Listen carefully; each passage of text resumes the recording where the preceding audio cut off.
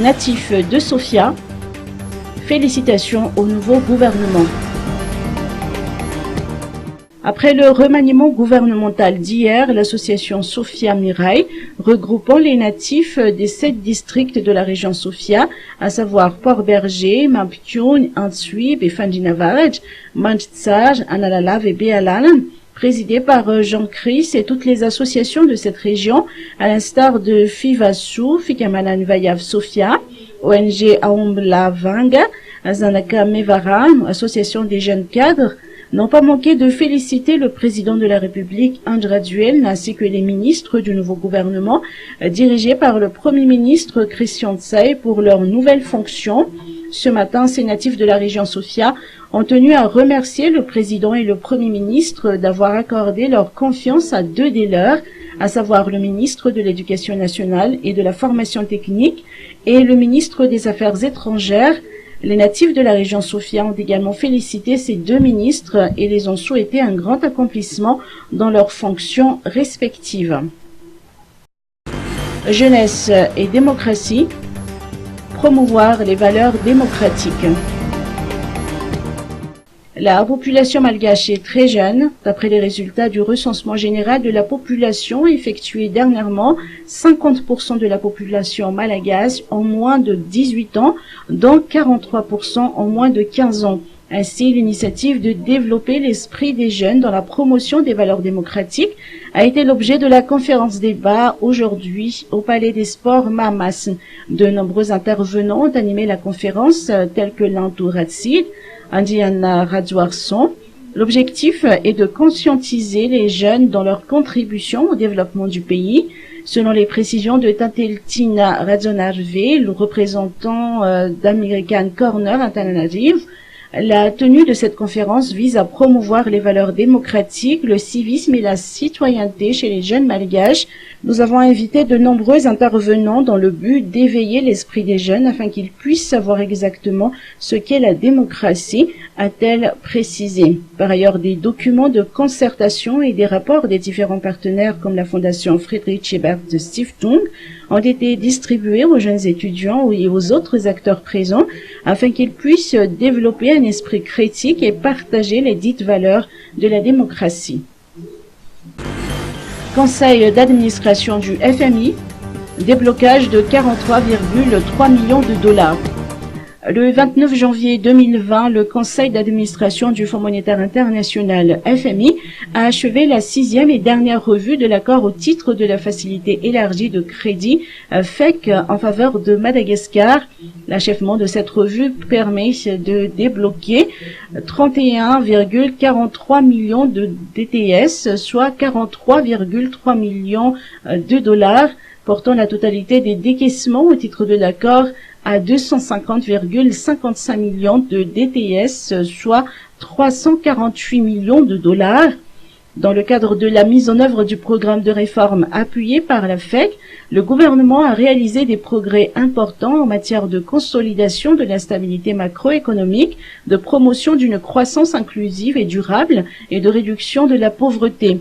La FEC étant un catalyseur des appuis financiers des bailleurs de fonds, le pays a obtenu des aides budgétaires de l'ordre de 496,1 millions de DTS depuis août 2016 et d'importants prêts pour financer ses dépenses d'investissement.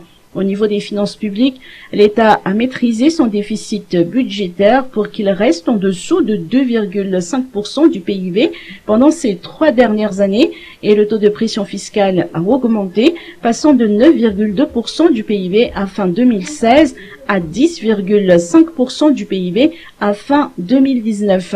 Malgré certains retards liés principalement à la période électorale, la dynamique du programme a été maintenue par des efforts intensifiés de réformes structurelles, dont l'adoption de plusieurs lois. Le gouvernement s'est engagé à relever des défis considérables dans la mise en place des fondamentaux de l'émergence économique afin de progresser dans le relèvement des niveaux de vie de la population et la réduction de la pauvreté. Conformément au plan Émergence Madagascar PEM, il va continuer la stratégie de croissance inclusive en augmentant les investissements dans les grands projets structurants et les dépenses sociales. Par ailleurs, la maîtrise des dépenses les moins prioritaires l'accroissement des recettes et l'amélioration de la gouvernance vont être poursuivis. Air Madagascar, suspension des vols vers et en provenance de la Chine. En raison des dernières évolutions de la situation du coronavirus en Chine et par mesure de précaution, Air Madagascar a pris la décision de suspendre temporairement ses vols vers et en provenance de Guangzhou dès le 1er février et ce jusqu'au 1er mars 2020. Pour les passagers ayant déjà effectué l'achat de leur billet pour un voyage durant cette période, la compagnie propose soit une modification sans frais de leur date de voyage, soit un remboursement intégral de leur billet Air Madagascar. Dans la sécurité de ses passagers et de son personnel de bord demeure la priorité absolue. Continue de suivre de près l'évolution de la situation en contact étroit avec les autorités concernées.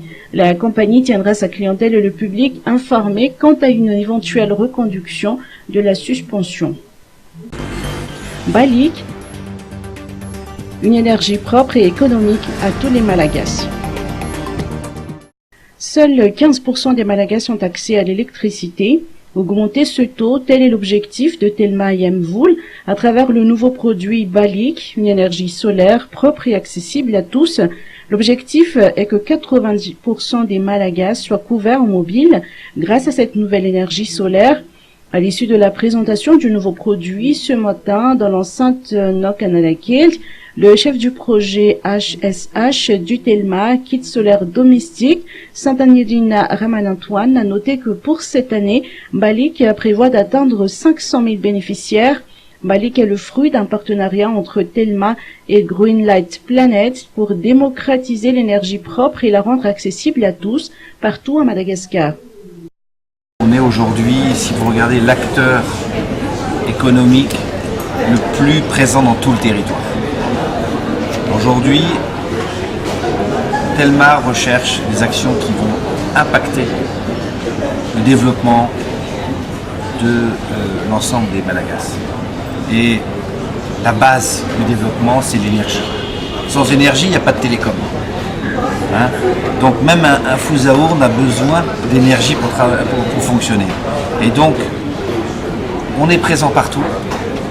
On a une relation de confiance avec l'ensemble des citoyens malagasy et on a choisi le partenaire numéro 1 mondial des solutions solaires propres pour justement diffuser cette solution partout dans le pays. On a choisi les meilleurs parce qu'on veut ce qu'il y a de mieux pour nos citoyens. La DG de Telma de continuer que Telma contribue également à la réalisation de la vision IEM du gouvernement pour le développement rapide et inclusif de Madagascar. L'acquisition des kits solaires peut se faire en paiement cash 250 000 arias ou selon les capacités financières du client en échelonné. Ils sont accessibles à partir de 800 arias par jour après un dépôt de 28 000 arias.